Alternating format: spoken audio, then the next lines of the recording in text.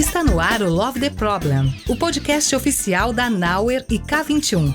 Insights valiosos, dicas práticas e as principais tendências do mundo corporativo. Toda semana para você.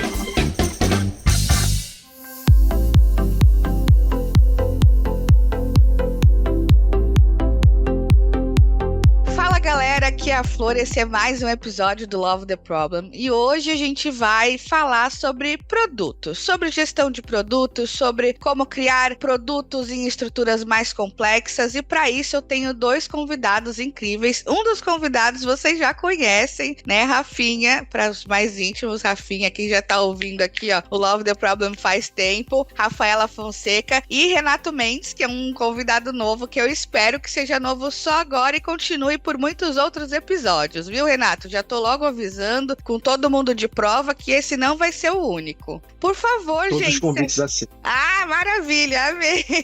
Então vou pedir para vocês se apresentarem pra galera, falem um pouquinho de vocês para quem tá ouvindo e vendo a gente. Bom, eu já sou figurinha carimbada, então minha apresentação é rápida aqui. Bom, pessoal, eu sou a Rafinha, né? Sou sócia e head de estratégia de portfólio aqui na Nauer, sou trainer na K21 também. Temos vários outros episódios aí para vocês me ouvirem, conhecerem um pouco, mas sou bem entusiasta, né, do assunto de produtos, de gestão por resultados, de liderança, e é isso. Bom, eu sou o Renato Mendes, obrigado pelo convite, um prazer e uma honra estar aqui com vocês, espero que realmente seja o primeiro de muitos. E falando um pouquinho de mim aqui, dando uma breve resumida, eu trabalho hoje na Avenue, né, um dos meus papéis hoje de produto e estratégia são na Avenue, que é uma corretora de investimento no mercado americano. Lá eu trabalho como estrategista de portfólio de produtos digitais, que é uma área que eu tenho tentado seguir desde 2022, mais ou menos, quando eu comecei isso na AFIA, olhando para essa gestão da estratégia de produto, conectando vários produtos dentro de um portfólio de produtos digitais único. Mas antes disso, eu já trabalho há 13 anos com gestão de produto e estratégia de produto digital, e além disso também dou aula de estratégia de produtos digitais na Aprender Design e escrevo no Estratagema, que é o Substack onde eu tenho tentado construir uma ideia ali de levar a estratégia para todo mundo, né? Tirar a estratégia só dos keynotes de grandes empresas e levar para todo mundo usar no seu dia a dia. Acho que dando uma grande resumida, é isso. Muito bom, muito obrigada aí pela resumida. Quem quiser ouvir Rafinha, como ela falou, saber um pouquinho mais também tem outros episódios. Então é o seguinte, como eles já falaram, portfólio, produto e gestão de produtos, então vai ser um pouco do tema que a gente vai explorar hoje.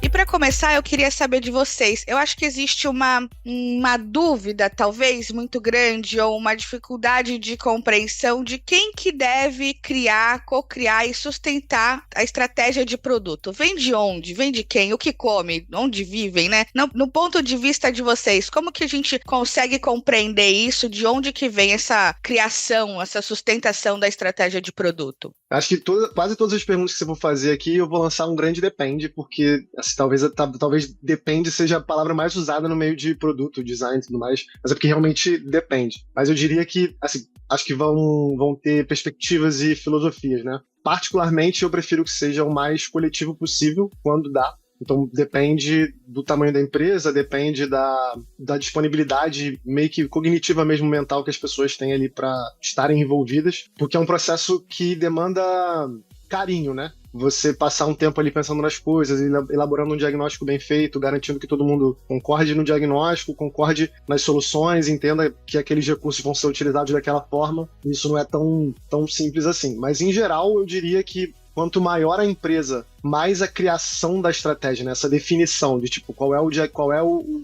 recorte de diagnóstico que a gente vai fazer e mais ou menos para qual caminho a gente vai a partir desse diagnóstico, está mais na camada executiva, então o CEO, o VP e às vezes o CPO, ou enfim, o CPO com os heads de produto, mas eu acho que isso é meio que uma lente, né? A gente sempre vai descendo e até meio, às vezes a gente tem aquela imagem do estratégico é isso, tático é isso, mas eu particularmente acredito que é uma lente, assim, se você sobe ou desce a lente do que é estratégico ou tático, vai depender do time que você tá. Então, o que é estratégico pro CPO, talvez não seja estratégico pro CEO ou pro shareholder. Ele vai estar olhando pro CPO como tático, enquanto que para um head, por exemplo, ou para um GPM, o que ele está olhando como estratégico é tático para o CPO. Então acho que na prática essas coisas são muito mais entrelaçadas do que a gente consegue dar nomes por enquanto, né? Pelo menos com a literatura que a gente tem de estratégia até o momento. E aí acho que vai depender muito mesmo do quanto as pessoas se organizam ali. Mas eu tentaria sempre ser o mais coletivo possível. Se isso significar a gente botar 20 pessoas numa sala durante uma semana, pô, show. Se isso significar botar 200 pessoas numa sala durante uma semana, aí acho que já fica um pouco mais complicado. Então acho que sempre que a gente percebe que tem muita gente na sala para tomar decisões muito importantes, e aí eu acho que vai de uma sensibilidade também de quem tá puxando isso, né? De perceber, tipo, putz, a gente tá dando uma abstraída muito grande, a gente tá começando a falar nada com nada, tá parecendo que a gente tá tomando decisão e não tá, a gente tá colocando um monte de frase aqui que os concorrentes, assim, não tem como não tá fazendo diferente, então a gente não tá definindo nada, vamos para um fórum um pouco menor pra gente conseguir tomar algumas decisões de fato. Mesmo que depois essas decisões vão ser criticadas ou debatidas, mas pelo menos elas são decisões mais posicionadas mesmo, né? Tipo, cara, eu tô escolhendo fazer uma coisa, eu tô escolhendo não ser de fato uma coisa, e isso vai levar as pessoas a debaterem. Tipo, putz, mas se a gente não é isso, então aquele meu resultado vai dar algum problema, então aquele meu OKR caiu, então o meu squad não faz sentido. E aí esse tipo de coisa vai fazer a estratégia ser lapidada ao longo do tempo. Mas eu diria que, pelo menos na minha cabeça, funciona mais ou menos assim. Boa. Eu curto muito essa ideia, né, de que a gente consiga envolver o máximo de pessoas possíveis, porque você tem essa visão de diferentes lugares, né, diferentes pontos de vista ali para criar uma coisa que realmente faça sentido. Você consegue minimizar riscos, né, com isso, porque cada um tem um pedaço de informação e quando você junta tudo é que você tem um quebra-cabeça. Ao mesmo tempo, acho que vale um contraponto aqui de que se não tiver uma pessoa que é aquela pessoa que puxa para tomar a decisão quando a gente não consegue esse consenso, né? Ou seja, no final do dia tem aquela pessoa que é dona desse assunto, que é dona desse produto, e aí seja um GPM, seja um Product Owner, o que for o papel, né, que cuida daquilo naquela organização, a gente acaba perdendo o timing de muita coisa, né? Então esse é um risco grande, principalmente em empresas mais complexas, onde tudo depende de uma aprovação, tudo depende, né, de um processo um pouco maior, e às vezes é necessário mesmo, dependendo da estrutura que você está, do tipo de produto que você cria, do mercado que você está inserido, né, da quantidade de risco que você está lidando para conseguir colocar alguma coisa na rua. Mas eu faria esse contraponto aqui, porque quando a gente coletiviza muito uma decisão e ela não sai do outro lado, alguém tem que puxar. Seja porque essa pessoa vai puxar para dizer, galera, eu vou tomar a decisão então e é isso aí, vamos testar e vamos aprender e depois a gente volta, seja porque essa pessoa é a pessoa que vai dizer, olha gente, se a gente não está conseguindo seguir com esse assunto, então a gente não está no caminho correto, vamos rever a estrutura, a forma como a gente está se organizando, o que a gente está pensando sobre o produto, enfim. E aí eu acho que esse papel é crucial e não depende tanto do nome desse papel, né? Cada organização vai ter sua própria estrutura, o seu jeito, mas é importante que alguém seja responsável por aquele produto, por aquele serviço no final do dia, e que essa pessoa seja uma pessoa, não seja um conjunto de pessoas na hora que você precisa de uma decisão, né? Então, por mais que eu envolva todo mundo, que eu tenha um time de produto, ou que eu tenha vários times naquele mesmo produto, beleza. E na hora que ninguém concordar, quem é que vai tomar a decisão? Como é que a gente vai para frente, né? Porque senão a gente pode, né, ter um risco aí de perder o timing ou até mesmo oportunidades de mercado que vão passar porque a gente não conseguiu tomar a decisão com a celeridade necessária, né? Mas mesmo que a gente tenha essa pessoa, não seja uma coisa tão coletivista assim como você mesmo falou, Rafinha, que a gente tenha de fato essa pessoa que é responsável pela tomada de decisão em relação a esse produto, a esse serviço, é necessário que a gente está inserido no contexto, é necessário que alinhe expectativas, prioridades entre diversos stakeholders que estão ali se relacionando, orbitando em volta daquele produto, né? Como que a gente consegue construir isso sem nem perder a mão de chegar no vamos todo mundo entrar num consenso, é preciso que todo mundo concorde, etc e tal, até porque tem aí uma diferença de concordância e consenso, mas enfim, ou não, eu vou tomar a decisão sozinho porque eu sei o que é melhor para o meu produto. Como que a gente chega no meio do caminho e consegue alinhar essas expectativas e essas prioridades com tantos stakeholders envolvidos? Boa. Eu acho que nesse lugar a definição da estratégia ela tem um papel crucial, porque se você tem uma galera, né, a galera que está ali naquele nível executivo, concordando sobre qual é a estratégia, para onde a gente está indo, quais são os objetivos, quais são os resultados de negócio que a gente está buscando, isso por si só já gera um ambiente mais propício a que você consiga aumentar a autonomia das equipes, para as equipes testarem e definirem funcionalidades que vão ter naquele produto ou naquele serviço e verificarem se aquilo está de fato impactando na estratégia, né? Então, se você consegue primeiro ter uma estratégia, um direcionamento maior, mais claro, que você alinha com os principais stakeholders, e a partir dali vocês também concordam que, ok, galera, agora vamos dar autonomia para o time descobrir, para o time ir lá experimentar, testar as hipóteses, você já vai ter um caminho um pouco mais fluido, né, nesse sentido. Agora, se você está num passo anterior, onde nem a estratégia está clara, ou nem a estratégia daquele, por que aquele produto existe, o que a gente espera de impacto daquele produto, né, tanto internamente quanto qual é a nossa visão para os nossos clientes. Se você não está num lugar onde isso ainda não está bem delimitado, né, e desenhado, você vai chegar naquele ponto que todo mundo tem uma opinião diferente sobre como o produto deve ser. E quando as discussões estão nessas opiniões de como o produto deve ser, isso é um indício, principalmente se você tem, né, pessoas de diferentes lugares da hierarquia tentando discutir sobre como um produto deve ser, já é um sintoma de que a estratégia não está alinhada. Porque cada um provavelmente está pensando numa estratégia diferente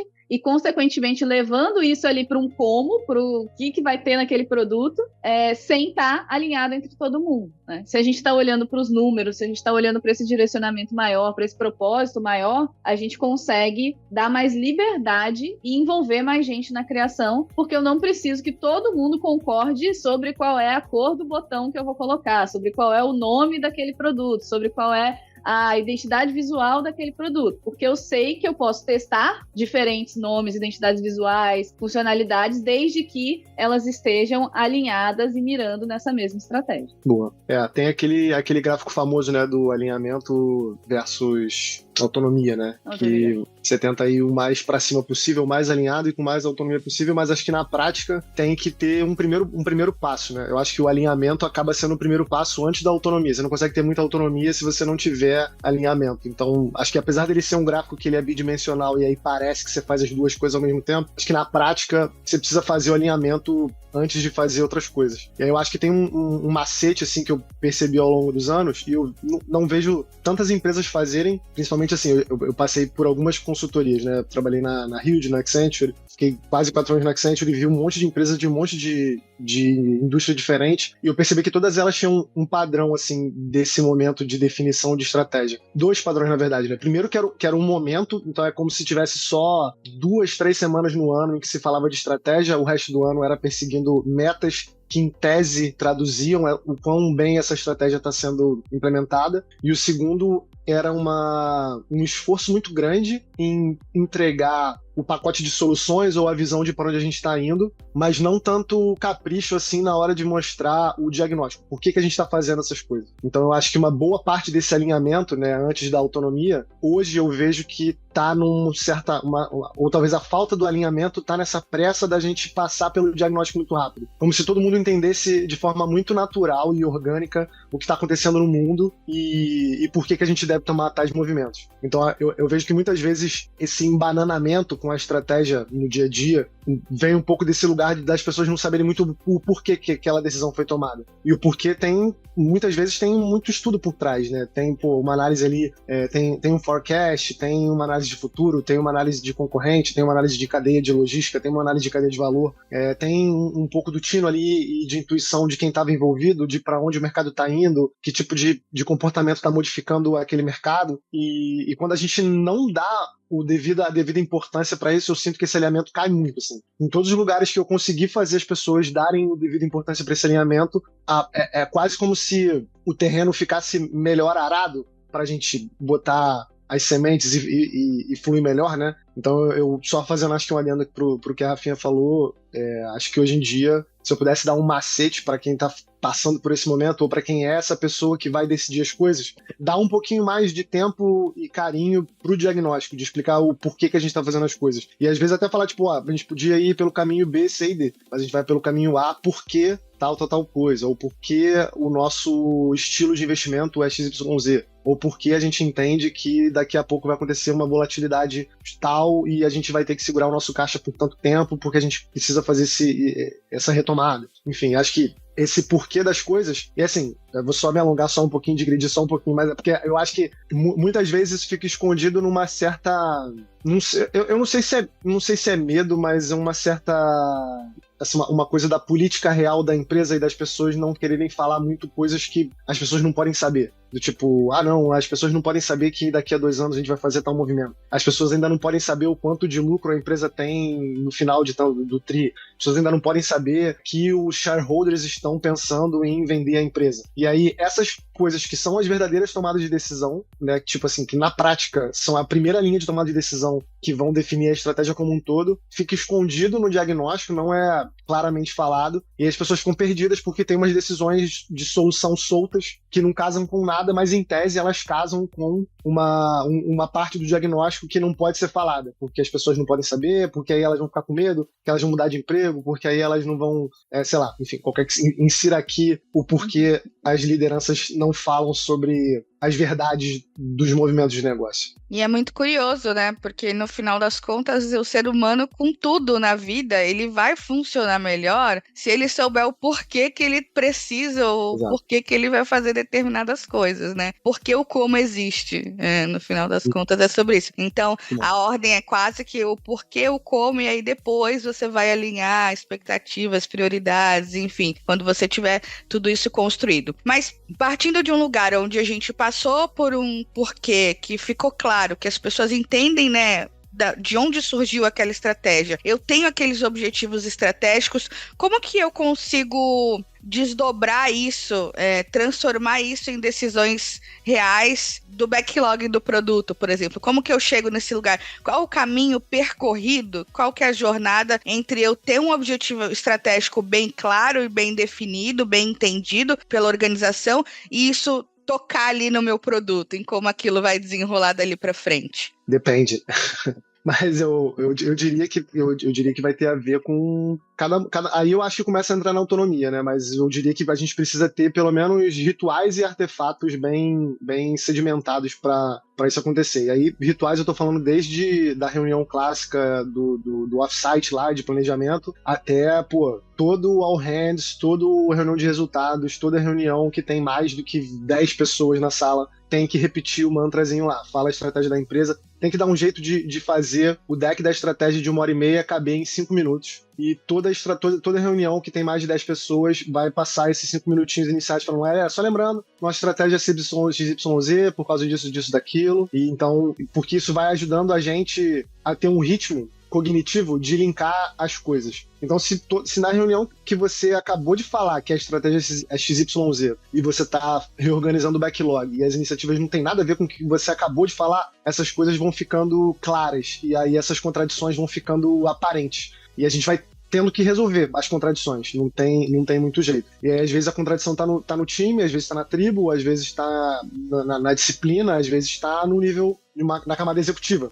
Mas a gente precisa deixar a contradição aparente. Eu sempre falo isso com todo mundo que eu trabalho, assim, parte do trabalho de quem é de produto, e aí eu tô falando produto, tecnologia, design e produto, né? Todo mundo que faz o desenvolvimento em si, independente da nuance técnica. A gente deveria ter essa responsabilidade de perceber lacunas e contradições e mostrar essas lacunas e contradições. Porque não adianta muito a gente só ficar falando, tipo, mas aí aqui os caras querem crescer, mas ao mesmo tempo quer que a gente dê lucro. Os caras querem fazer não sei o que lá, mas ao mesmo tempo tem que fazer tal coisa. Se isso ficar dentro do time, não adianta muita coisa. Isso tem que se refletir, tem que virar um ponto de vista do time.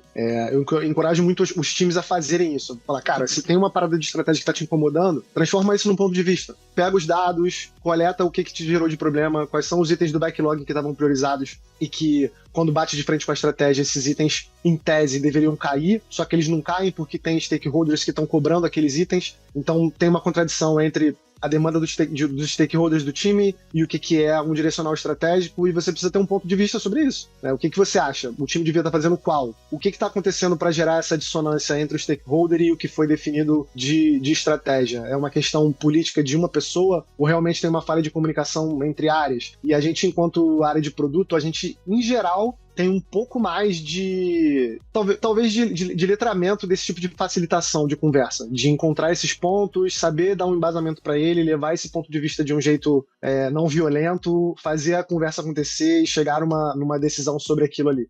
Então eu acho que tem esse ponto mais, talvez, abstrato de como que isso vira um backlog, mas hoje em dia, principalmente com AI, tem muita coisa para fazer, né? Você pode pegar a apresentação da estratégia, o documento, e as pessoas que fizeram a estratégia podem ter, hoje em dia, um monte de apêndice do porquê que aquela estratégia está daquele jeito. Você alimenta aquilo nas LLMs de quem quer que esteja trabalhando, manda comparar com os itens do backlog, manda comparar com o que já foi arquivado, excluído, entregue, com os resultados de teste, e ver o que foi feito que já casou, o que está fora, o que foi despriorizado, que pode estar priorizado porque bate na estratégia de algum jeito. Mas eu sempre acho que no final ainda tem uma camada intuitiva de quem está em produto, de conseguir ler de conseguir entender, né, capturar a essência do que é a estratégia, olhar pro backlog dela, pro roadmap dela e falar, tipo, putz, se a gente fizer isso tudo, a gente vai entregar a estratégia ou não? Tem uma parte ali de intuição que ela é treinada, mas eu acho que vai de cada um mesmo, e assim meio que no dia a dia. Às vezes você percebe numa planning, às vezes você percebe no resultado de um QA, às vezes você percebe num teste que você colocou e nada saiu do jeito que vocês imaginavam, e aí você vai aprofundar o porquê, e aí você descobre que tem uma lacuna na estratégia ali. Então, eu diria que é mais ou menos nesse caminho que eu acredito. E acho que duas coisas que me chamaram a atenção, né, no que você falou, essa questão de encontrar as lacunas, né, assim, encontrar lacuna é basicamente o trabalho de alguém de produto. Você tem que encontrar algo que alguém não está atendendo no mercado e que o seu produto vai atender. Enquanto você não encontra esse lugar, né, existe uma necessidade real que não está sendo atendida da melhor forma possível, ou não está sendo atendida at all, assim, e eu vou criar um produto ou um serviço que vai atender a isso. O nosso trabalho já é encontrar lacunas por si só, né? Em tudo, né? Toda oportunidade de criação de um produto ou um serviço é a lacuna de alguma coisa no mercado que não está funcionando bem. Um outro ponto, para mim, importante é nessa questão dos testes, né? Porque quando a gente vai materializar uma estratégia em ação, a coisa que a gente mais quer é errar o mais cedo possível. É testar alguma coisa e descobrir se você está no caminho certo ou não. Então, uma das principais armadilhas que eu vejo, né, quando a galera vai sentar para definir qual é o backlog, vamos fazer um grande discovery de novo, vamos fazer um grande mapeamento, vamos mapear todos os lançamentos do produto daqui até os próximos 5 anos, quantas releases a gente vai fazer. Isso, com certeza, não vai dar muito certo, né? Então, é bem mais útil a gente falar assim, galera, qual é a menor fatia que a gente consegue construir, que a gente acha que atende a essa estratégia, e a gente consegue botar na mão de um cliente para que ele possa dar feedback para a gente e a gente consiga aprender com isso e itere o backlog, né? Então, quanto mais a gente consegue fazer isso num curto espaço de tempo, melhor, porque a estratégia também fica velha. Então, se você pega uma estratégia maravilhosa e você demora séculos para colocar alguma coisa na rua para gerar impacto a partir dessa estratégia, ela já vai estar desatualizada. Então, você já vai ter perdido também esse momento. E aí, para mim, entra essa visão tanto de você testar o mais cedo possível, né, se você está no caminho certo, quanto de você, de fato, começar a trazer o cliente para o jogo também. Porque muitas vezes, quando a gente está nessa discussão de estratégia de produto, até o cliente chegar na mesa demora muito, porque a gente está olhando sempre para as necessidades de negócio, invariavelmente isso não vai sair da mesa e tem que estar lá, mas quando é que a gente traz o cliente para o centro daquela estratégia para fazer acontecer? E aí é quando você está começando a testar, se você não conseguiu fazer até então, né? Porque, obviamente, se você consegue envolver as necessidades do cliente, a visão de cliente, nesse momento de estudo, de diagnóstico, ou até mesmo quanto mais você consegue aproximar um cliente da sua estratégia, se você tem bons relacionamentos para poder fazer isso, né? E fazer com que a pessoa, de fato, participe daquilo, é melhor. Mas se você não conseguiu trazer uma visão de cliente muito forte até o momento em que aquilo já está se delineando num backlog, a primeira coisa daquele backlog é saber se isso de fato é útil para alguém na vida real, porque se não tiver quem compre o seu produto ou serviço, se não tiver quem use o seu produto ou serviço, você fez uma grande estratégia para nada. Então, para mim, essas são as preocupações mais fortes, assim, uma vez que eu quero operar um produto, trazer um time para operar um produto, são essas validações. E quanto maior o produto, mais difícil, né? Porque aí você tem um monte de sistema legado, aí tem que botar o design system, fazer a migração do design system junto com o MVP daquele negócio que também vai trocar uma parte do legado pela coisa nova, e ao mesmo tempo você tá trocando o tagueamento. Então, assim, quanto maior a empresa, quanto maior o produto e quanto mais tempo o produto tá no mercado, isso vai ficando mais difícil, né? Tem uma coisa aquele canvasinho antigo do Validation Board, que é muito legal, das suposições, né? De você tentar quebrar as hipóteses em suposições arriscadas e testar as suposições. Acho que esse é um bom jeito, por exemplo, de tentar, a cada virada, digamos assim, de estratégia, ao invés de olhar para o backlog do ponto de vista de funcionalidade, talvez, tentar entender, tipo, cara, quais são as suposições arriscadas que a gente deveria estar testando dessa nova estratégia, e essas suposições arriscadas, elas estão nesse backlog, ou a gente deveria, ou tem alguma coisa que a gente consegue aqui rapidinho, para mandar um e-mail para uma parte da base, ou pegar, sei lá, tem empresas que têm conselhos de clientes, né, ou será que é uma coisa aqui que a gente faz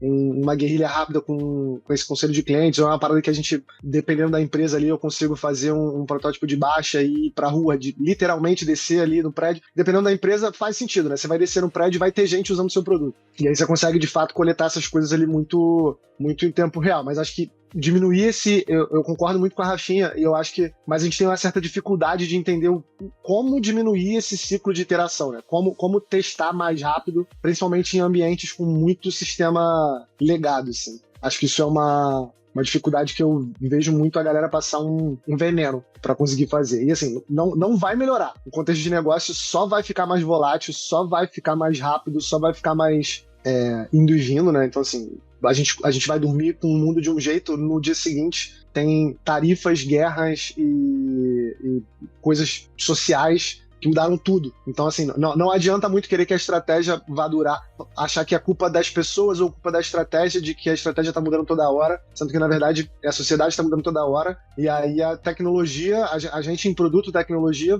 de alguma forma, a gente vai ter que dar um jeito de responder a isso.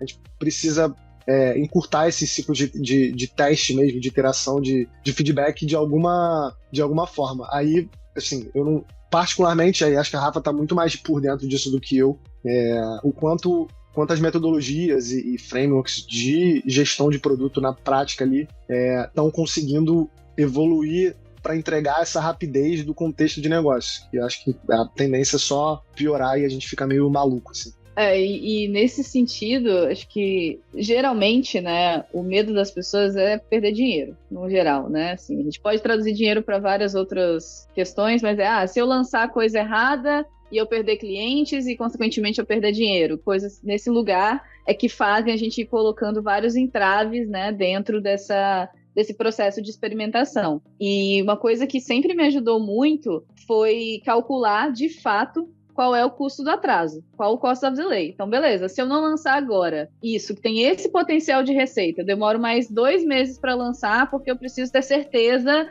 de um item específico aqui. Quanto eu posso estar perdendo de dinheiro a partir disso? Então, quando você consegue traduzir para essa linguagem do o que eu estou perdendo por não fazer, ao invés de simplesmente tentar dizer o que eu vou ganhar se eu fizer, o que eu acho que vai acontecer, dá para ter conversas um pouco mais direcionadas, né? E muitas vezes esse custo também pode ser o risco, né? Então, assim, já tive vários clientes, por exemplo, dentro do contexto de consultoria, que a gente não vamos seguir com isso, porque se a gente fizer, pode acontecer uma coisa aqui que a gente vai perder X mil reais. Tá, e se der certo, quanto é que vocês vão ganhar? E aí você bota na balança, beleza, você pode perder 20 mil ou você pode ganhar 10 milhões. O que você quer fazer agora? Você quer apostar? E aí, muitas vezes é uma questão de aposta, né? É uma questão de investimento. Eu vou investir para uma possibilidade de retorno maior com risco aqui. E aí a gente tem que entender qual é o apetite a risco daquela empresa, daquela organização.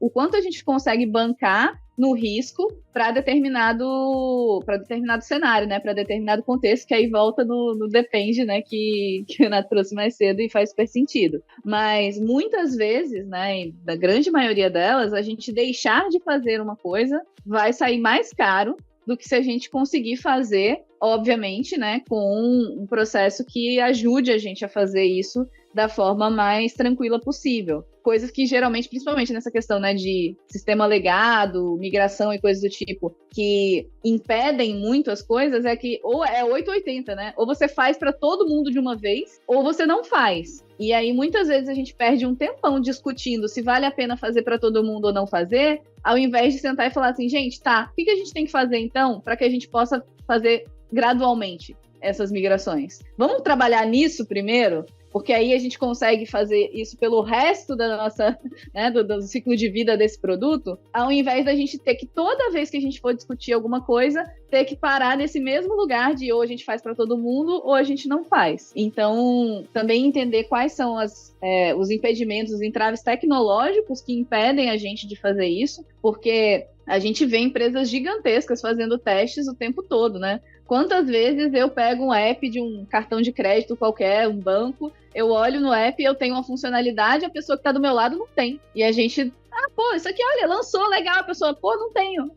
Não, então provavelmente estão fazendo um teste aqui, tá só comigo, não tá com você. Pô, mas é um negócio que gere os meus investimentos aqui, que tem meu saldo do banco, meu cartão de crédito. Isso está acontecendo o tempo todo. Então, também existe um grande mito, uma grande falácia em relação assim, qual é o risco real, qual é o entrave real, né? Muitas vezes é uma questão de vamos priorizar ter a infraestrutura que habilita a gente a conseguir fazer esses testes com responsabilidade, né? Eu descer lá, né, do prédio e testar uma coisa, conversar com 10, 15 pessoas que usam o meu produto, qual é o risco de imagem para minha marca se eu estou fazendo um teste assim? Para algumas marcas, o risco é ínfimo, não preciso nem me preocupar com isso. Eu vou lá, vou conversar com 10 pessoas, quantos clientes eu tenho? Se eu perder 10 clientes para validar que não vale a pena eu fazer um projeto que eu vou gastar muito dinheiro fazendo, pô, que bom, eu perdi 10 clientes, isso é uma pena, mas eu também consegui entender qual é o caminho. Ou então eu vou lá, vou falar com 10 pessoas e já vou conseguir validar, né? 10, 12 pessoas ali, já vou conseguir validar e entender, caramba, isso é algo que a gente deve apostar. Eu tenho dados para isso, eu tenho já um indício maior para avançar dentro dessa validação. Então, também acho que quebrar um pouco dessas crenças limitantes que a gente tem, né? E aí, também estou me alongando um pouquinho aqui, mas já vou fechar. Teve uma vez que eu estava fazendo um discovery com uma empresa e era sobre um produto que era um produto físico, né? Era uma tecnologia nova para ser implantada em um produto físico que ficava em lojas, né? Lojas de consumer goods, assim. E a gente estava lá, todo mundo pensando em como ia validar, né? Como é que a gente vai conseguir validar e tal? Porque eram vários players na situação. Eu tenho a pessoa que estava desenvolvendo, o player que estava desenvolvendo a tecnologia, eu tenho quem é o dono da loja, eu tenho a pessoa que tem um equipamento no qual eu tenho que acoplar essa tecnologia, e estava lá todo mundo quebrando a cabeça porque a gente tinha um orçamento limitado para conseguir validar, né? E o pessoal, e aí? A gente pega, era um chip, né? A gente pega o chip, coloca num determinado equipamento, bota esse equipamento na rua, não sei o que, nananana. E aí tinha uma pessoa, né, que era de vendas. E aí eu falei, cara, você conhece alguns clientes que são clientes seus há muito tempo? Que têm estabelecimentos, que já olham para isso, que já conhecem bastante desse equipamento e tal? Ele falou, tenho. Eu falei assim, liga para eles e fala que você tem o produto pronto. Ele, porra, mas a gente tá aqui no meio do discovery. Eu falei assim, liga, fala que você tem um produto e veja se eles vão ter interesse. Aí depois você conta que era um teste que a gente estava desenvolvendo, etc e tal. O cara pegou o telefone, tipo, a gente deu meia hora, falei, galera, meia hora de café, ele vai ligar ali para quantas pessoas ele conseguir ligar, e na volta, a galera, ele voltou, todo mundo amou, liguei para todo mundo, a galera falou que quer e tal, não sei o que vai fazer sentido, que né, a gente pode continuar nesse caminho. Aí dali a gente fez um business plan que aprovou o desenvolvimento do produto a partir dali, né? E assim, era uma coisa que é simples, mas muitas vezes a gente não pensa em, né, nessa tecnologia muito antiga chamada telefone, que você pode ligar para alguém e falar: oi, olha só, estou com um produto aqui, qual é o seu interesse nesse produto? Podemos agendar aqui um demo para você? Como é que você está? Você já comprou alguma coisa que faz essa mesma coisa? Enfim, e a partir dali, né, quando você vai fazendo esses testes, você já consegue aprender muita coisa. A mesma coisa acontece muitas vezes para quando as pessoas falam assim: benchmark é um negócio muito difícil de fazer, porque eu não tenho nenhuma informação sobre o meu concorrente. Aí eu sempre pergunto, né, você fez faculdade com quem? A galera da sua faculdade está trabalhando nos concorrentes? Agora, bem provável, né? Sim, mercado, a gente sabe que é pequeno. Então, as pessoas que fazem mais ou menos a mesma coisa que você fez quando você fez faculdade ou quando você começou nessa carreira e tal, elas estão em outras empresas? Então, você pode perguntar para elas como é que estão as coisas lá? Pô, mas será que as pessoas vão falar? Você já tentou? Você já chegou lá e falou: pô, quero trocar ideia, quero saber como tá? E muitas vezes a galera se surpreende com isso. Obviamente, você não vai conseguir os dados sensíveis de outra empresa, mas você vai saber que aquela pessoa que trabalha mais ou menos no mesmo segmento que você, com os mesmos produtos que você, ela está passando por dificuldades semelhantes ou diferentes. Ela está vendo coisas diferentes, ela está estudando coisas diferentes, coisas que você pode olhar. Então, essa troca, que às vezes parece ser uma coisa mirabolante de ser feita, quando a gente tenta voltar para o simples, para o que funciona, para o básico, a gente já aprende muita coisa no dia a dia. Uma dica só para quem, esse ponto que a Rafa falou do risco, né, de ganhar ou se eu estou disposto a perder, tem um livro bem legal, eu acho que ele não tem em português ainda, mas ele é Mastering the Uncertainty, do Matt Whitkinson, acho que é assim que se pronuncia o nome dele. E aí, nesse livro, ele basicamente está falando sobre como, no mundo atual, a gente não tem como... É impossível você diminuir o risco. Você não consegue, de fato, saber que alguma coisa vai dar certo. Então, é mais fácil você se treinar para lidar com o risco e tá tudo bem com as falhas. E aí, ele vai dando alguns casos de uso sobre você falar qual é o pior cenário nessa direção que a Rafa falou, né? Qual é o pior cenário que vai acontecer se eu fizer esse negócio e se eu não fizer esse negócio? Qual é os dois piores cenários que existem e qual que eu não quero lidar? Então, se o pior cenário é eu não fazer, então é melhor eu fazer. Mesmo que aconteça o pior cenário de fazer, ele ainda é melhor do que o pior cenário de não fazer. Então eu vou lá e faço sabendo que o meu range aqui do que pode dar certo, do que pode não dar certo é enorme. E talvez eu possa me ferrar muito, mas ainda assim eu estou disposto a esse risco justamente porque eu sei que a pior parte de não fazer vai ser muito pior do que esse aqui. Então é um livro interessante, assim, enfim, só acho que combina com toda a teoria que a Rafa trouxe. Assim.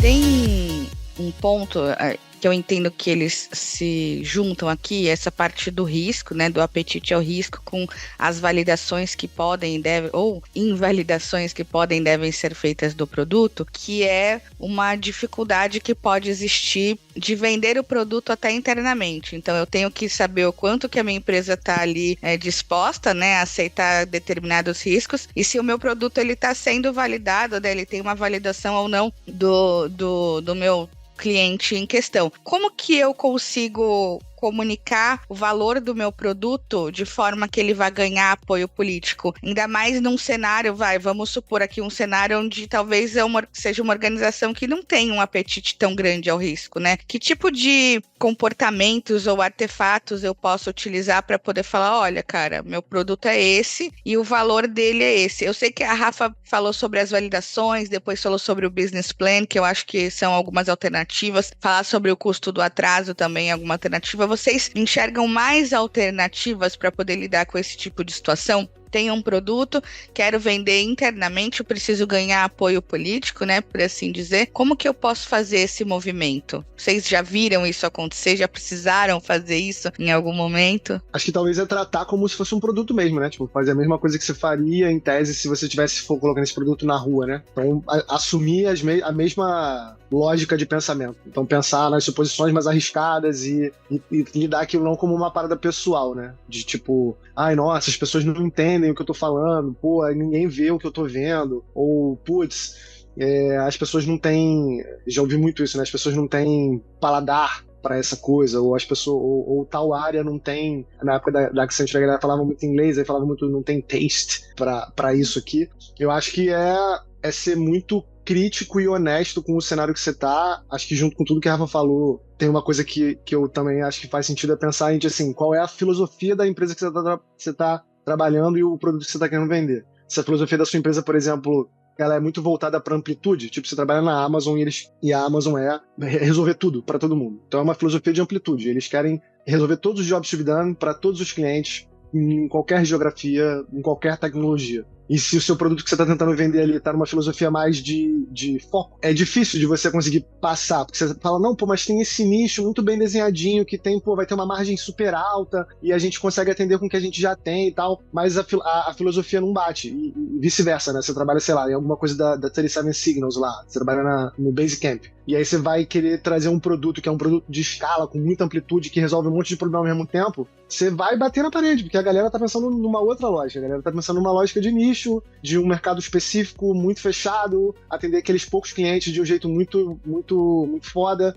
Então, acho que tem que sair um pouco. A gente tem uma tendência natural a achar que é com a gente, que é uma coisa pessoal, natural do ser humano achar isso. Então, acho que é tentar dar essa distanciada, fazer o processo de produto normal, validar com as pessoas, tentar entender de fato ali, tipo, cara, pega as pessoas que são mais reativas com esse seu produto e tenta entender mesmo, assim, pesquisa de usuário, entrevista em profundidade, tentar entender o porquê que aquela pessoa tá ali. É uma questão de grana, a pessoa não tá vendo o retorno que você tá vendo, é uma questão de leitura de sociedade, é uma questão de filosofia, é uma questão de entendimento. Às vezes a pessoa tem um entendimento da realpolitik da empresa que você não tem, ela tá vendo movimentos da coreografia interna que você não tá vendo, ou ela dá valor para uma coisa que você não dá, ou ela tem, enfim, tudo isso tem que pesar, né?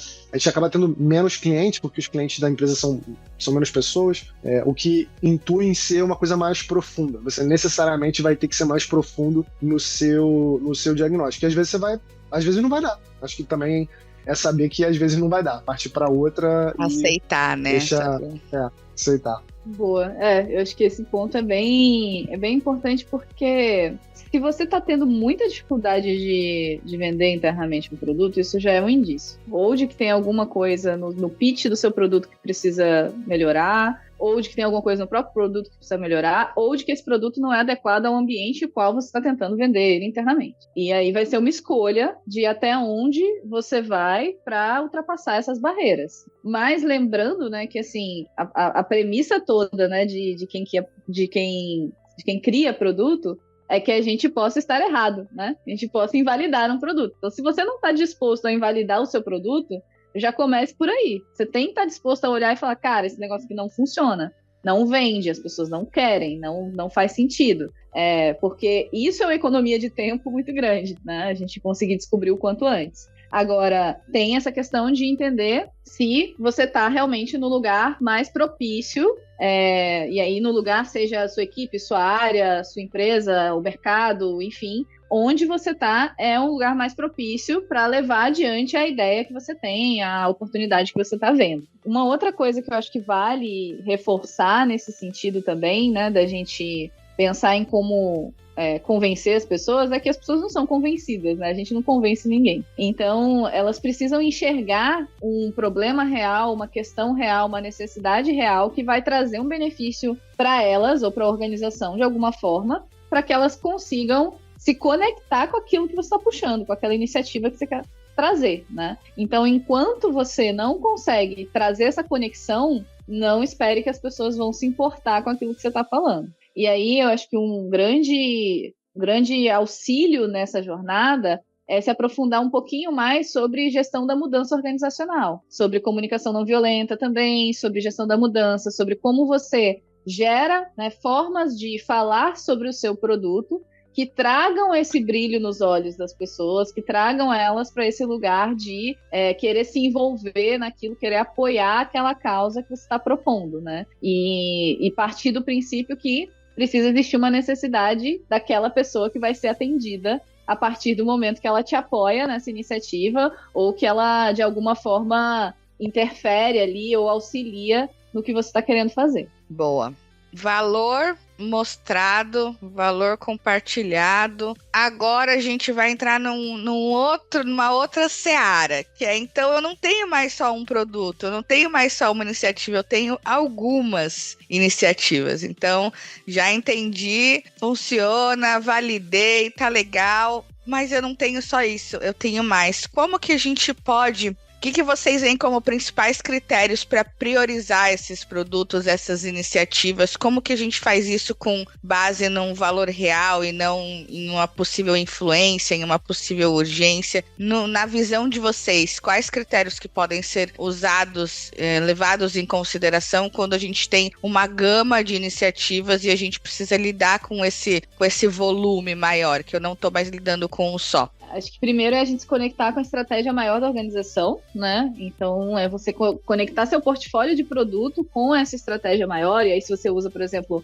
OKRs para materializar essa estratégia, você vai conectar a gestão de portfólio com os OKRs para que você entenda quais são os produtos ou serviços que estão gerando maior impacto para os objetivos e resultados-chave que você tem como direcionadores ali das prioridades. E como os OKRs eles vêm, né, já priorizados, isso já facilita grande parte do caminho, porque você tem a ordem de prioridade em relação à sua estratégia, aos seus OKRs, e aí, consequentemente, uma vez que você consegue conectar o portfólio a isso, você consegue ver a ordem de prioridade dentro do portfólio se refletindo também. Para além disso, a gente também tem que levar em consideração qual é o nosso nível de esforço e investimento que a gente quer fazer para produtos que são mais inovadores, que estão em estágios mais iniciais, ou para produtos que estão mais estabelecidos, que são aqueles que já sustentam o nosso negócio hoje. Então, ter uma clareza de qual é o nível de importância e investimento que a gente quer dar em termos de energia mesmo, de dedicação, né? Qual é a maior parte do nosso esforço hoje? A gente quer colocar em produtos completamente novos, a gente quer colocar em oportunidades que a gente está explorando em mercados que não estão nem no mercado que a gente está inserido hoje, a gente quer colocar em produtos que já estão estabelecidos, a gente quer colocar em produtos que são produtos que estão precisando de um cuidado maior ali, mas que já são produtos antigos. O que a gente quer fazer em relação a esses níveis diferentes, né, que a gente tem? Aí a gente pode usar, por exemplo, os horizontes de inovação, né, que são propostos pela McKinsey como uma base. A gente, na K21 e na Nauer, dentro dos horizontes de inovação, a gente utiliza um horizonte a mais, né, que a gente propõe, que a McKinsey propõe 3, a gente coloca mais um, que é o horizonte 0, né, que é exatamente dessas dívidas que a gente tem, dívidas técnicas, coisas que a gente, né, precisa cuidar do passado, que ainda não estão bem resolvidas, e a gente conseguir distribuir isso em termos de portfólio também ajuda muito a gente a entender a real necessidade, porque se primeiro você olha para os horizontes de inovação e define ali, essa é a distribuição percentual do meu backlog todo de portfólio. Então, eu gostaria de estar com 30% aqui, 20% aqui, 50% aqui. Quando você faz, né, materializa, tá bom, então vamos classificar, e você vê a realidade, você já vai saber se está adequado ou não. Ixi, aqui eu achei que 30% do meu backlog estava aqui e só tem 10%. Aqui onde eu achei que era 50%, tá 80%. E aí, o que a gente vai fazer com isso? E aí você consegue ter discussões, né, mais precisas sobre a priorização. Porque aí você já consegue entrar nos exemplos, entender o dia a dia ali e verificar o que está gerando mais ou menos impacto para o seu negócio. E eu acho que também vale a pena a gente olhar, de novo, para esse viés dos clientes, né? Do propósito do cliente, da satisfação do cliente, porque a título de longo prazo, né, a satisfação dos clientes é o que mais vai garantir, né, assim, não dá para garantir nada, obviamente, né, dentro desse mundo louco que a gente vive, né, de tantas mudanças, mas o que mais vai te propiciar um embasamento para ter perenidade no mercado é manter os clientes satisfeitos, manter eles retornando, manter eles recomendando. Então, usar isso também, né, como um critério ali para que você consiga entender quais são os produtos que mais geram satisfação, quais são os que mais geram recomendação, quais são os que mais geram uma receita recorrente para mim. E a partir disso você consegue também ir colocando tudo, né, no papel, assim, para de fato ter um portfólio claramente priorizado. Boa. Eu gosto de pensar também numa camada que está, acho que entre essas duas coisas que a Rafa falou, né, da definição da estratégia da empresa e o que a gente está fazendo aqui dessa priorização nesse frame que ela trouxe, eu sinto que tem uma coisa no meio que eu tenho tentado trabalhar um tempo e às vezes dá certo, às vezes não, mas que é pensar um pouco na relação entre os produtos dentro do portfólio e quais são os papéis desses produtos que você quer que o portfólio esteja. tenha, né? Que os produtos tenham dentro do portfólio. Então, por exemplo, eu fiz um trabalho recente que a gente pegou um modelo do Gibson Biddle, que é o cara que era o VP de produto do Netflix, e ele tem alguns frameworks interessantes de estratégia lá, e um dos que ele tinha funcionava para o que a gente queria fazer, que era o GEM, que é Growth, Monetization, Growth, Engagement e Monetization, né? Então é crescimento, engajamento e monetização, que é uma forma de dar essas intensidades que a Rafa estava falando, e você dá um direcional muito claro para a empresa de falar, olha, a gente sabe que sempre tem um embate entre esses 3 drivers, né? Então você fala, todo mundo tem que crescer muito, mas aí vai cair o engajamento e vai cair a monetização. Se eu tentar monetizar muito, eu não sei se eu vou conseguir ter grana para investir em crescer. Então tem esse embate de drivers e ele dá esse cara como essa lógica de priorização desse ponto, né? Então, se a empresa está olhando majoritariamente para crescimento, então todos os produtos podem ter esse mesmo driver. Só que aí você precisa, em tese, faz sentido você olhar para dentro do portfólio e olhar, tipo, cara, tem um produto aqui que, assim como a Rafa falou, já está no momento de ciclo de vida do produto que eu não vou conseguir dar muita atração de crescimento de base para ele. Ele já tem um market share grande. Então, se eu pegar essa definição da empresa, da estratégia da empresa de crescimento, e eu for muito cartesiano, vou seguir isso aqui para mim, eu vou sofrer, porque eu vou colocar metas muito agressivas e eu já estou com dificuldade, já tenho um sistema legado porque esse produto já está há um tempo no mercado, é difícil entrar. Mas como a empresa me deu essa grade de crescimento, engajamento e monetização, e eu posso pensar nessas intensidades, talvez para esse produto, nesse momento do portfólio, faça sentido esse cara específico pensar em engajamento, por exemplo. Porque aí eu posso ter uma estratégia para esse produto de reengajar essa base de usuários para preparar ela para um novo produto que vai substituir esse produto aqui, ou para um produto que vai ser um spin-off que vai atacar uma parte específica. A gente vê banco fazendo isso, por exemplo, né? Como teste, ou às vezes dá certo. Tipo o Next do Bradesco, ou o Ion do Itaú. Enfim, tem produtos que acabam indo um pouco nessa direção. E quando a gente pensa em portfólio, quando eu penso nessa coisa dos papéis, que, por exemplo, se onde eu trabalhei na AFA, por exemplo, teve um monte de aquisição em pouco tempo. Quando você faz uma aquisição de uma startup, você tira ela do contexto normal de competitividade. Então, se antes ela estava num mercado cruel ali, sanguinário, com todo mundo, e ela estava precisando lutar por margem e crescimento igual a todas as outras empresas, quando você coloca ela para dentro do seu portfólio, você pode repensar essa lógica. Então você pode falar, não, eu não quero que você dê receita. Você tem um crescimento de market share bom, você está alavancado, está crescendo rápido, então eu quero que você cresça mais rápido, eu vou diminuir o seu preço, eu vou perder margem, vou perder lucratividade para aproveitar o seu momento de crescimento e eu vou aumentar a minha margem num outro produto que está dentro desse portfólio. Então, você pode fazer isso. Quando a empresa está fora do portfólio sozinha, é selva. Ela precisa dar lucro, crescer, monetizar e engajar tudo ao mesmo tempo. Quando você está dentro do portfólio, você passa a poder fazer esse tipo de escolha. Então eu acho que isso também poderia ser, junto com tudo que a Rafa falou, acho que uma camada mediana ali, junto com esses outros critérios, né? Então, assim, pegar a estratégia da empresa, entender como é que eu trago isso a nível de portfólio, as relações entre os produtos. Então, esse produto faz cross-sell para esse faz upsell para esse gera conteúdo para aquele, esse aqui gera engajamento de base para aquele outro, esse aqui reaquece a base perdida daquele outro, esse cara organiza todo mundo num arquétipo visual só, esse cara aqui centraliza o canal de distribuição. Então, pensar nesses papéis ajuda a gente também a priorizar. Então, assim, se a estratégia da empresa está olhando para crescimento, talvez faça sentido você reorganizar os recursos do portfólio para o produto que tem mais alavancagem de crescimento. Se a empresa está olhando para monetização, talvez faça mais sentido você pegar o produto que tem mais margem de alavancar a monetização e dar um gás nisso. E aí tirar recurso de um produto e colocar aqui, tirar recurso do marketing de um outro produto para contratar um time a mais aqui. Então, acho que isso tudo também dá mais complexidade, mas é isso. Acho que gerir portfólio é complexo, não tem muito mistério. É a única forma. Tem muito mistério, mas é difícil. É a única forma. Independente da forma como a gente vai avaliar, quais os critérios que a gente vai avaliar, qual a estratégia que a gente vai escolher para fazer esse tipo de priorização, uma coisa é certeza, a mudança existe. Isso é fato dado, né? A gente não tem como negar. Como que a gente consegue criar dentro do portfólio um espaço seguro para fazer esse tipo de ajuste, para mudar? Né, de forma que eu não esteja ali, nossa, se eu fizer uma alteração, aquilo quebra meu portfólio, eu já não consigo mais seguir. Como que vocês percebem que a gente consegue criar essa robustez, né, essa segurança para poder viver essas mudanças que, enfim, estão aí de qualquer maneira? Boa. No fim, isso se traduz com a gente reclamando na empresa que a empresa muda de estratégia toda hora, né? Que aparecem coisas entram pela janela o tempo inteiro, e aí o roadmap não serve de nada.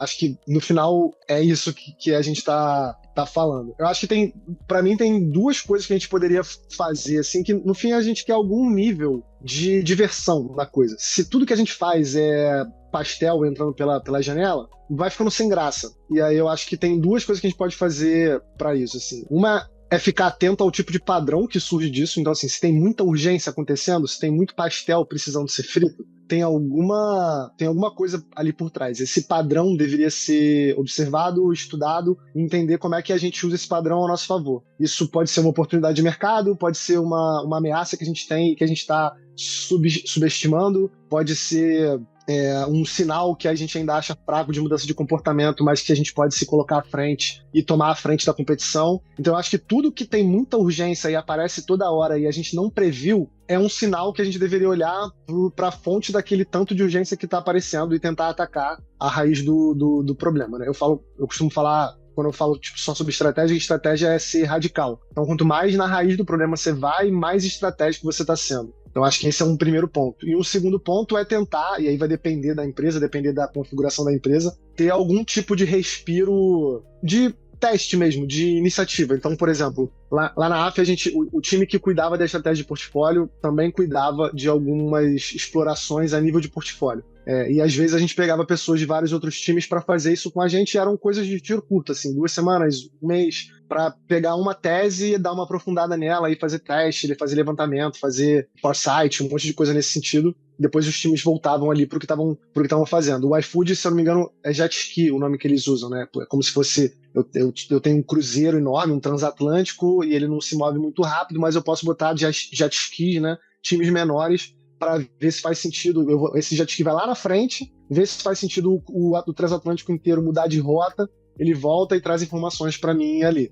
Então acho que de alguma forma criar essas iniciativas onde ou as pessoas conseguem rotacionar, ou os times têm tempo e orçamento para fazer esse tipo de teste que não tem a ver só com resolver o curto prazo, dar esse lastro de falar, cara, mas o time tem que ter visão crítica também, né? Falar, cara, qual é o ponto de vista de vocês? O que vocês acham que a gente deveria estar fazendo? Pô, a gente devia estar fazendo essa parada aqui de conectar isso aqui com um sensor de biotecnologia de dados de dentro do corpo da pessoa, só que isso vai funcionar em 2029. Pô, beleza, de alguma forma a gente poderia colocar tempo para fazer isso, mas isso é difícil, vai depender do contexto da empresa, se está sendo muito pressionada pelo mercado, é uma empresa de capital aberto, aí vai ter que justificar isso pro acionista, começa a ficar um pouco mais complicado, mas eu diria para sempre tentar olhar para essas duas coisas, assim, esse padrão das urgências que surgem, por que está surgindo tanta urgência, e de alguma forma tentar dar algum tipo de respiro pro time buscar umas coisas um pouco mais viagens, assim, deixar, não necessariamente errar, né, mas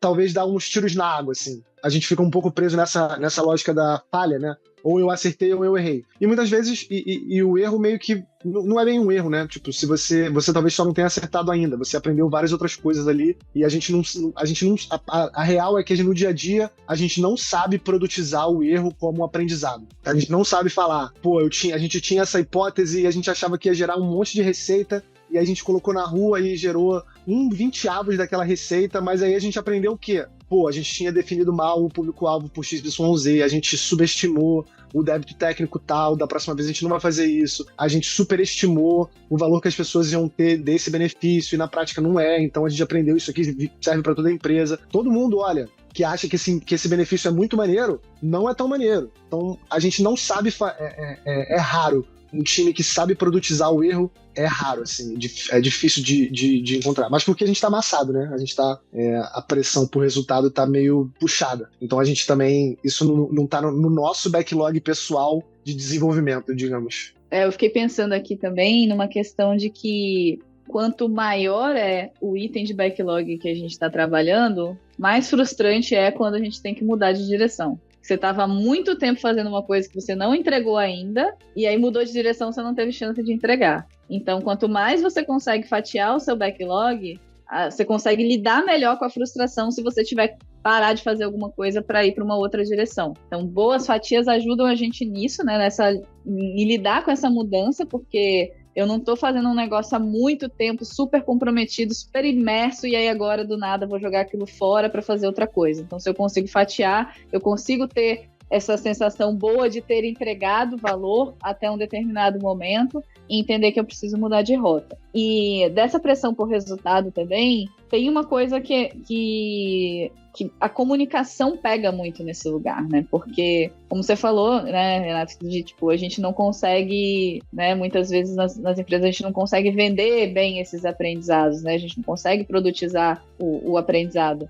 E na falta de comunicação, o que o stakeholder tá vendo só é, cara, tem um time lá trabalhando e eu não tô vendo o resultado. E a paciência dele vai acabar em algum momento. Então, se eu não tenho uma comunicação frequente sobre o que eu estou aprendendo, o que eu estou testando, muitas vezes é só sobre o que eu estou testando. Gente, a gente está testando, a gente está colocando isso aqui na rua, a gente está experimentando. Se eu não tenho essa comunicação frequente, essa falta de visibilidade vai gerar a necessidade de maior interferência das pessoas, porque as pessoas vão reduzir a confiança, né, no que aquele time está fazendo, no que aquela equipe está entregando. Então, para você ganhar essa confiança, você precisa de uma comunicação frequente e eu acho que também vale alinhar, né, de novo esse apetite ao risco, no sentido de, tá bom, quanto tempo a gente consegue esperar sem tomar uma decisão de mudança de rota? Quanto tempo a gente tem para testar? Quanto de dinheiro a gente tem para errar, né? E qual é o investimento que está sendo feito? E beleza, até aqui a gente consegue ir, né? Eu trabalhei com um cliente que eles faziam um teste de hipótese muito legal, que era, depois que eles tinham ali a hipótese bem estruturada de produto, eles tinham um valor que era tipo uma bolsa mesmo, né, de investimento, que era o valor que bancava um time de produto por X tempo. Vamos supor, vou bancar um time inteiro de produto por 3 meses trabalhando nessa solução. Se ao final desses 3 meses esse time não conseguir provar para mim que essa solução é funcional, escalável e eu consigo rentabilizar isso bem no mercado, eu desmonto o time e vou testar outra hipótese. Então esse era o apetite de risco que eles tinham, né? Eu consigo bancar 3 meses de um time inteiro para validar isso. E aí, claro, eu preciso escolher muito bem, então eles tinham um processo muito bom de escolha do que valia a pena bancar esse tempo da galera investido lá, né? Então ter essa noção dos limites, né? Até onde a gente vai também, até onde a gente espera uma definição sobre aquele produto, vai seguir, não vai seguir, vai por esse caminho, vai por outro, vai pivotar o público-alvo ou a plataforma ou o tipo de produto que a gente está fazendo, é importante. E por fim, eu acho que tem um ponto também sobre portfólio agora na parte geral, que é a gente ter produtos que são interconectados, né, que geram esse cross-selling, que acompanham o cliente em diferentes etapas da jornada dele, como a gente estava falando anteriormente, é muito legal, é importante porque gera uma distribuição saudável, né, dentro do nosso portfólio, porque você não tem um único produto e toda a sua receita depende só daquele produto. Se alguma coisa der errado naquele produto, acabou sua empresa. Mas, ao mesmo tempo, a gente tem que ter um cuidado para que os produtos não sejam totalmente dependentes uns dos outros. Então, que não pode ser uma dor enorme eu tirar um produto do portfólio, porque 3, 4, 5 outros produtos vão morrer se esse produto aqui não existir. Então, essa clareza da interdependência entre os produtos do meu portfólio e como eu deixo isso saudável para que eu consiga, de fato, criar e retirar produtos, porque isso é um fluxo natural da gestão de produtos, é importante também para a gente gerar um portfólio saudável ali para evoluir no dia a dia, né? Conforme vocês foram falando, só imaginei aquele loop causal, sabe? Que a gente sempre fala, que é, se aqui funcionando, esse produto tá funcionando esse, que impacta nesse, que melhora esse, que piora aquele. Eu pensei na cabeça conforme o Renato foi falando. Gente, é o seguinte, infelizmente estamos nos encaminhando para o final do nosso episódio. Eu queria saber de vocês, queria que vocês deixassem aqui para a gente ir encerrando. Pelo menos para mim, assim, gestão de portfólio era uma coisa muito difícil de entender, sabe? Muito, meu Deus, do que se trata, o que exatamente é isso. Eu queria que vocês pudessem deixar para quem está ouvindo a gente, que talvez também tenha essa mesma sensação, uma dica sobre, tô começando a mexer com gestão de portfólio agora, tô chegando nesse assunto, para mim é novo. O que vocês diriam para quem tá entrando nesse mundo agora? Eu sei que tem muita coisa, mas queria que vocês deixassem aí uma dica, um conselho, aquele famoso conselho que ninguém pediu, mas a gente vai dar do mesmo jeito, sabe? Bom, eu diria que aproveita para começar, porque ainda é um assunto novo. Assim, se você for procurar hoje, não tem muita literatura, você vai achar um artigo do Roman Pichler, vai achar umas coisas antigas do Porter e tal, tem muita coisa sobre meio que a aura do portfólio, mas coisas técnicas sobre o portfólio não tem muito, principalmente portfólio digital. Tem algumas coisas de portfólio mais de produto físico também, o próprio Play to Win do Roger Martin fala dos cases dele na Procter & Gamble, Ih, Jesus, que difícil falar esse nome, né? P&G, da época dele da P&G e tudo mais, que tem muito a ver com o produto físico, né? Então, você tá numa categoria de skincare e aí você tem todos os produtos de skincare, então ele trata o portfólio desse ponto de vista. Mas já dá pra pegar muita coisa. Mas acho que se eu fosse dar um conselho que não me pediram, é o que eu tenho tentado fazer com o Estratagema, assim, pensar que não existe, é muito raro hoje em dia existir um produto só, quase tudo é portfólio, porque o digital transformou tudo em tudo é muito rápido, tudo é muito acessível, então é quase como se fosse um caminho natural, um produto que dá certo virar um portfólio. Não tem por que ele não virar um portfólio. Mesmo empresas que têm uma filosofia mais nichada acabam virando portfólio de alguma forma, né? Então, eu falo, eu consumo Calma Urgente, que é lá do Gregório do Vivier, o Bruno Torturra e a Alessandra Rufino. É uma galera que é uma parada super nichada, mas eles têm um portfólio. Tem o Clube do Livro, tem o podcast, tinha o Greg News quando eles estavam na HBO, eles têm suas questões de cada um ali das suas palestras e seus cursos. Então, o Bruno vai ter um curso de psicodélicos, o Gregório tem um curso de poesia, e por aí vai, mas é um portfólio. E eu acho que quanto antes a gente entender que essa visão de portfólio, ela não é, assim como um pensamento estratégico, ele não é uma coisa só empresarial, acho que melhor, porque a gente está indo para um lugar onde cada vez mais a gente perde força política enquanto classe, né? E a gente vai ter que se virar de alguma forma. E as grandes empresas se viram no mundo digital transformando seus produtos em portfólio. Acho que a gente deveria também se preparar para fazer isso. Não que esse seja talvez o caminho mais ideal, mas esse é um caminho que está na nossa mão também. Então, como é que a gente conecta as coisas que a gente faz no nosso trabalho, o que a gente já fez na nossa carreira, com os nossos interesses, com coisas que a gente é bom, com coisas que a gente gostaria de fazer, com pessoas que a gente conhece, e começa a pensar, e assim, tudo que a gente pensa em portfólio dá pra gente testar com a gente, né? Acho que o Carman falou de testar o tempo inteiro e tá sempre diminuindo esses ciclos de iteração. A melhor forma que a gente tem para fazer é com a gente. Se a gente for depender de achar o momento certo na empresa que a gente tá para testar esse negócio, acho que isso é meio utópico, assim. Então eu diria, estude o que está no começo, desenvolva a sua própria visão de portfólio, não tem certo e errado, ninguém, não tem ainda um Mary Kagan de portfólio, uma Melissa Perry de portfólio, que talvez nem venha a ter. Acho que dá pra gente aprender muito com o portfólio, ele consegue beber de vários lugares, né? Ele pode beber da estratégia de produto, da estratégia empresarial, da estratégia, sei lá, de lançamento, de estratégia de audience-led growth, product-led growth, tudo isso dá para trazer coisa para se pensar portfólio. Então acho que é mais testar mesmo e colocar qualquer que seja a AI que vocês estejam usando aí, coloca ela no modo board cético, experimenta fazer isso, tá? Pede pra AI e fala assim, agora eu vou te falar a estratégia que eu tenho aqui para minha empresa e você é um membro cético do board de investidores e o seu trabalho é destruir a minha tese, por favor, não seja carinhoso, acabe com tudo que eu vou falar. E você coloca tudo que você tá pensando e, cara, é surpreendente como dá para achar um monte de falha e isso vai ajudando a gente a pensar em portfólio também, assim, vai ajudando a gente a encontrar essas lacunas que estão próximas da estratégia do produto, mas estão meio que ali na borda, que são a borda de um outro produto e que isso vai virando portfólio. Acho que é isso. Muito bom, fiquei até tímida agora de dar meu conselho. Muito bom, gostei, vou até anotar aqui. Cara, o que eu diria é que priorização é sempre a chave de tudo, assim. Portfólio é uma disciplina que leva a gente naturalmente para olhar o todo, para abrir nosso leque de opções, para estar lidando com diferentes estímulos ao mesmo tempo. E se você não prioriza, é aí que você vai se perder. Então, o mantra de um bom portfólio é priorização. O tempo todo você vai estar lidando com priorização. Desde a priorização do que você vai estudar agora, até a priorização de qual é o produto que vale investir mais, até a priorização de qual é o item de backlog mais importante que precisa ser feito para amanhã. Então, priorização é o mantra maior para mim em termos de portfólio, porque principalmente quando a gente está fazendo uma transição de um lugar onde você estava acostumado a lidar com um produto, com um serviço, com um backlog, você começa a lidar com vários, se você não leva a priorização muito a fundo e muito a sério, a chance de você se perder num mar de opções que vai te inundar aí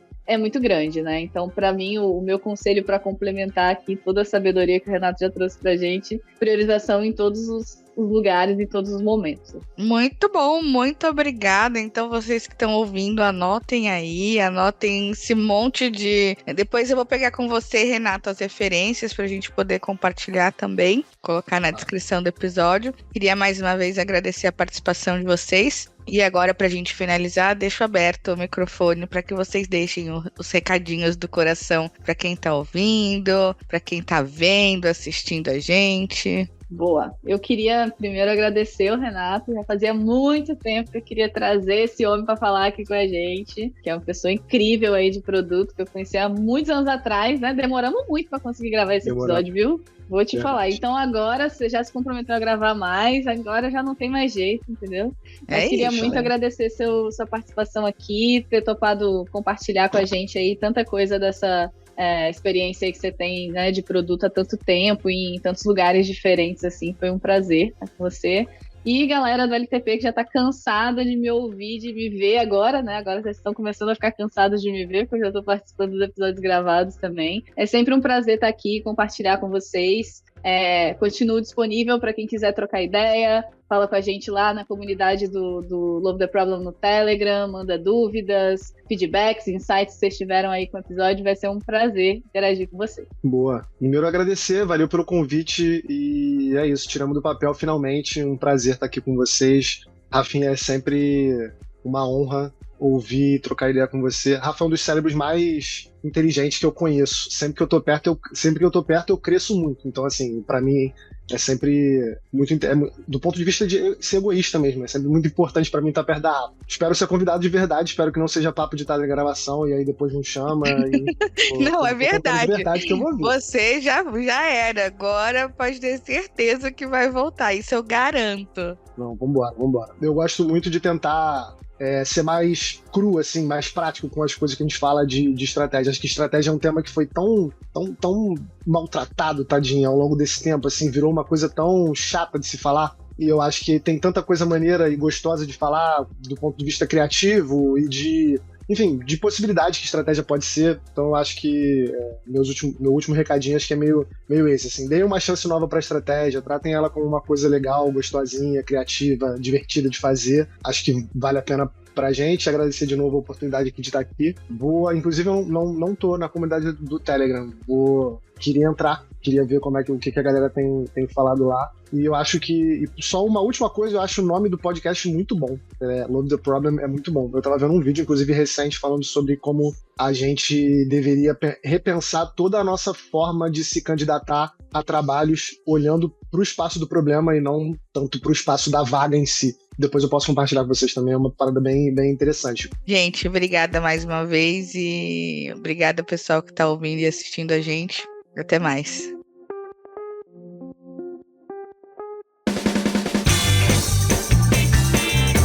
Este foi mais um episódio do Love the Problem, o podcast oficial da K21 e da Nowhere. Se você curtiu, compartilhe. Inscreva-se no seu agregador de podcast favoritos e espalhe conhecimento por aí. Procure por Love the Problem nas redes sociais e deixe seu comentário ou sugestões. Até o próximo!